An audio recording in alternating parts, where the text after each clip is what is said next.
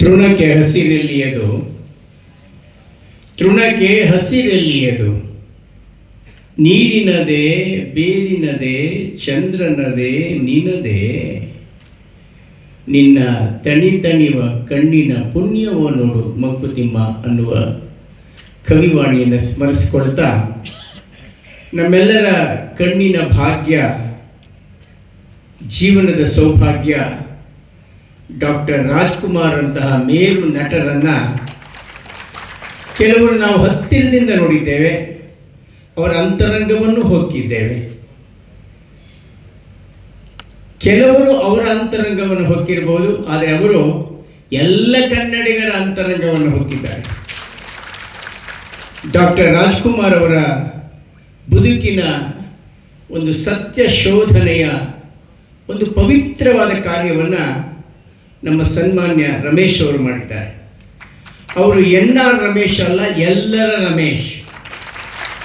ಸನ್ಮಾನ್ಯ ಪ್ರವೀಣ್ ಅವರು ಹೇಳಿದಾಗೆ, ಯಾವುದೇ ಒಂದು ವಿಷಯದ ಬಗ್ಗೆ ಬಹಳ ಆಳವಾಗಿ ಅಧ್ಯಯನ ಮಾಡಿ ಸತ್ಯವನ್ನು ಹೊರತೆಗೆಯುವ, ಭೂಗರ್ಭದಲ್ಲಿ ಅನೇಕ ಮುತ್ತು ರತ್ನಗಳಿರುತ್ತೆ.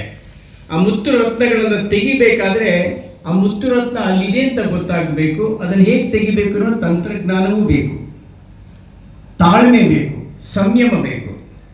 ಸನ್ಮಾನ್ಯ ರಮೇಶ್ ಅವರು ಸಾರ್ವಜನಿಕ ಬದುಕಿನಲ್ಲಿ, ನಾನೊಬ್ಬ IAS ಅಧಿಕಾರಿ ಹತ್ತಿರದಿಂದ ಬಲ್ಲೆ, ಅನೇಕ ಅಧಿಕಾರಿಗಳ ಅಧಿಕಾರದ ದುರುಪಯೋಗ ಇರ್ಬೋದು, ಭ್ರಷ್ಟಾಚಾರ ಇರ್ಬೋದು, ಭೂ ಕಬಳಿಕೆಗಳಂತಹ ಅನೇಕ ಹುನ್ನಾರಗಳನ್ನು ಯಾವುದೇ ಭೀತಿ ಇಲ್ಲದೆ ನಿರ್ಭೀತವಾದ ರೀತಿಯಲ್ಲಿ ಒಂದು ಸಮಾಜದ ಒಂದು ಋಣವನ್ನು ತೀರಿಸ್ತಾ ಇರುವ ಮಹಾನ್ ವ್ಯಕ್ತಿ ನನ್ನ ಗೆಳೆಯರಾದ ರಮೇಶ್ ಅವರು.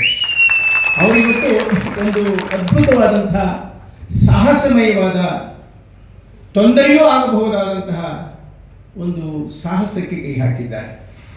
ಇವತ್ತು ನಮ್ಮ ನಡುವೆ ಅನೇಕ ಮಹಾನ್ ಭಾವರಿದ್ದಾರೆ. ಸನ್ಮಾನ್ಯ ಗಣಪತಿಯವರಿದ್ದಾರೆ. ಸನ್ಮಾನ್ಯ ಗಣಪತಿಯವರು ಬಹಳ ಕಾಲದಿಂದ ಬಲ್ಲೆ, ಅದ್ಭುತವಾದಂಥ ಪತ್ರಕರ್ತರು, ತುಂಬ ಸೊಗಸಾಗಿ ನಿರೂಪಣೆ ಮಾಡ್ತಾರೆ ಯಾವುದಾದ್ರೂ ವಿಷಯವನ್ನು. ಅವರು ಸಹ ಸಂದರ್ಶನಕ್ಕೆ ಬಂದವರ ಒಳಗಿನ ಅಂತರಂಗದ ಸತ್ಯವನ್ನು ಹೊರತೆಗೆದಂಥವ್ರು, ಅಂಥವ್ರು ಬಂದಿದ್ದಾರೆ. ಸನ್ಮಾನ್ಯ ದೊಡ್ಡಹುಳ್ಳ ರುಕ್ಕೂಜಿಯವರು, ನಮ್ಮ ಊರಿನವರು, ಅವರು ಬಂದಿದ್ದಾರೆ. ಸನ್ಮಾನ್ಯ ಪ್ರವೀಣ್ ನಾಯಕರು ಬಹಳ ಸೊಗಸಾಗಿ ಮಾತಾಡ್ತಾರೆ, ಬಹಳ ಹತ್ತಿರದಿಂದ ಬಲ್ಲವರವರು. ಜಗನ್ನಾಥ್ ಬಹುಳೆಯವರಿದ್ದಾರೆ, ನಟರಾಜ್ ಇದ್ದಾರೆ, ಸುಬ್ರಹ್ಮಣ್ಯ ಇದ್ದಾರೆ. ತಾವೆಲ್ಲ ಇದೆ. ಹೆಚ್ಚಿಗೆ ನಾನು ಮಾತನಾಡಲಿಕ್ಕೆ ಹೋಗಲಾರೆ. ಇವತ್ತು ನಾನು ಕಾರ್ಯಕ್ರಮಕ್ಕೆ ಬರುವ ಸ್ಥಿತಿಯಲ್ಲಿ ಇರಲಿಲ್ಲ, ಆದರೆ ಎಲ್ಲರ ರಮೇಶ್ ಅವರ ಮೇಲಿನ ಭೀತಿ ಮತ್ತು ಪ್ರೀತಿ ಎರಡರಿಂದ ನಾನು ಇಲ್ಲಿಗೆ ಬಂದಿದ್ದೇನೆ. ಸಾಮಾನ್ಯವಾಗಿ ಇತಿಹಾಸ ಅಂದರೆ ಭೂತಕಾಲದ ಕತೆ ಮಾತ್ರ ಅಲ್ಲ, ಅದು ವರ್ತಮಾನದ ಕನ್ನಡಿ ಆಗುತ್ತೆ ಮತ್ತು ಭವಿಷ್ಯದ ದಾರಿದೀಪ ಆಗುತ್ತೆ.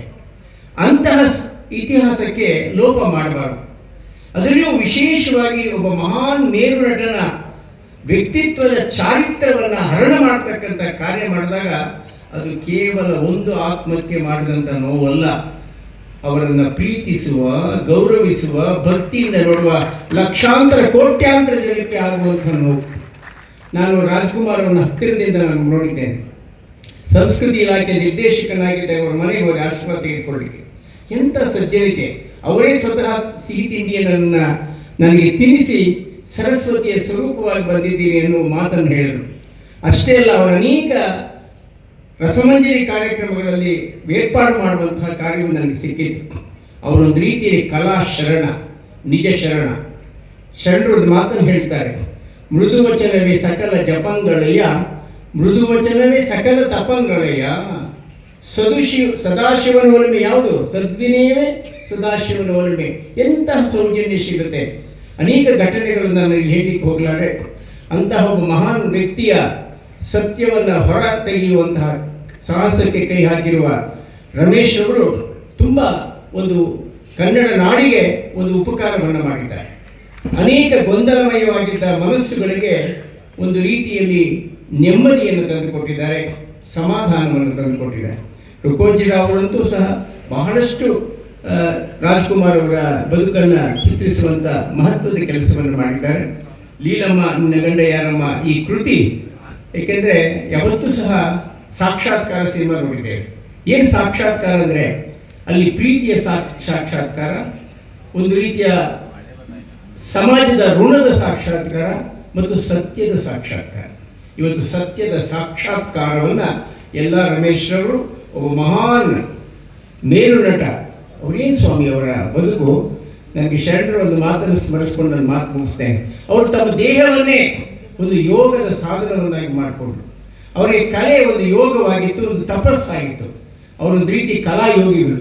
ಬಸವಣ್ಣ ಒಂದು ವಚನದ ಮಾತನ್ನು ಹೇಳ್ತಾರೆ, ಎನ್ನ ಕಾಯವ ದಂಡಿಗೆಯ ಮಾಡಯ್ಯ, ಎನ್ನ ಶಿರವ ಸೋರೆಯ ಮಾಡಯ್ಯ, ಎನ್ನ ನರವ ತಂತಿಯ ಮಾಡಯ್ಯ, ಎನ್ನ ಬೆರಳ ಕಡ್ಡಿಯ ಮಾಡಯ್ಯ, ಬತ್ತೀಸರಾಗವ ಹಾಡಯ್ಯ, ಉಳಿದರೊತ್ತಿ ಬಾರಿಸು ಕೊಡಲ ಸಂಗಮ ದೇವ ಅಂತ.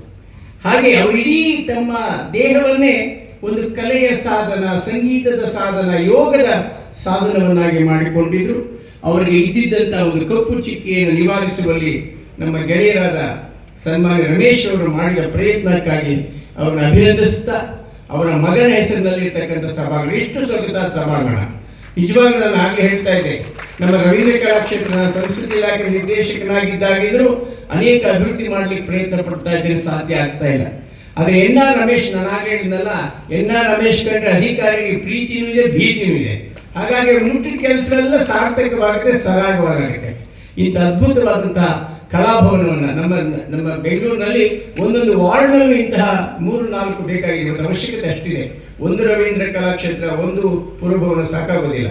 ಆ ದಿಸೆಯಲ್ಲಿ ಇಂತಹ ಒಬ್ಬ ಜನಪ್ರತಿನಿಧಿಗಳು, ಕಾರ್ಪೊರೇಟ್ಗಳು ಪ್ರತಿ ತಮ್ಮ ವಾರ್ಡ್ನಲ್ಲಿ ಇಂತಹ ಕಲಾಭವನ ನಿರ್ಮಿಸಿದ್ರೆ ಕಲಾ ರಸಿಕರಿಗೆ ಒಂದು ದೊಡ್ಡ ಒಂದು ಉಪಕಾರ ಮಾಡಿದಂಗೆ ಆಗುತ್ತೆ. ರಾಜ್ಕುಮಾರ್ ಅವರ ಆತ್ಮಕ್ಕೂ ಶಾಂತಿ ಸಿಗುತ್ತೆ ಅಂತ ಹೇಳ್ತಾ ಮತ್ತೊಮ್ಮೆ ರಾಜ್ಕುಮಾರ್ ಅವರನ್ನ ಅತ್ಯಂತ ಪ್ರೀತಿ ಭಕ್ತಿಯಿಂದ ಸ್ಮರಿಸಿಕೊಂಡು ಸನ್ಮಾನ್ಯ ಎಲ್ಲರ ರಮೇಶ್ ಅವರ ಈ ಸಾಧನೆಯನ್ನು ಅತ್ಯಂತ ಪ್ರೀತಿಯಿಂದ ಶ್ಲಾಘಿಸ್ತಾ ನನ್ನ ಮಾತುಗಳನ್ನು ಮುಗಿಸ್ತೇವೆ. ನಮಸ್ಕಾರ.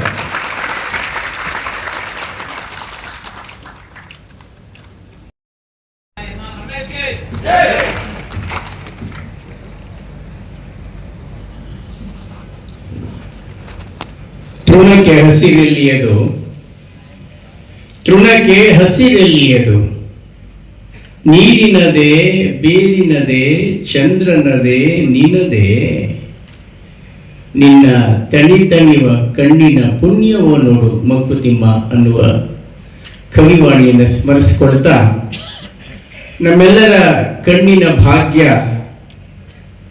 ಜೀವನದ ಸೌಭಾಗ್ಯ ಡಾಕ್ಟರ್ ರಾಜ್ಕುಮಾರ್ ಅಂತಹ ಮೇರು ನಟರನ್ನ ಕೆಲವರು ನಾವು ಹತ್ತಿರದಿಂದ ನೋಡಿದ್ದೇವೆ, ಅವರ ಅಂತರಂಗವನ್ನು ಹೊಕ್ಕಿದ್ದೇವೆ. ಕೆಲವರು ಅವರ ಅಂತರಂಗವನ್ನು ಹೊಕ್ಕಿರಬಹುದು, ಆದರೆ ಅವರು ಎಲ್ಲ ಕನ್ನಡಿಗರ ಅಂತರಂಗವನ್ನು ಹೊಕ್ಕಿದ್ದಾರೆ.